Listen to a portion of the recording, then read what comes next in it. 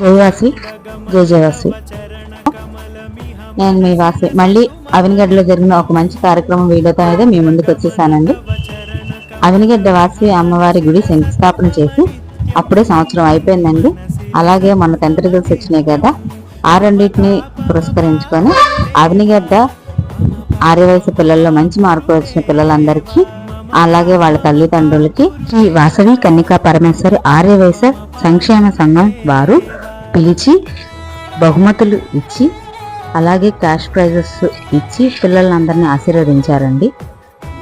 ఈ పిల్లలు ఇంకా మంచి మంచి ఉన్నత స్థాయికి ఎదగాలని కోరుకుంటూ వాళ్ళ ఆశీర్వచనాలు తెలియజేశారండి.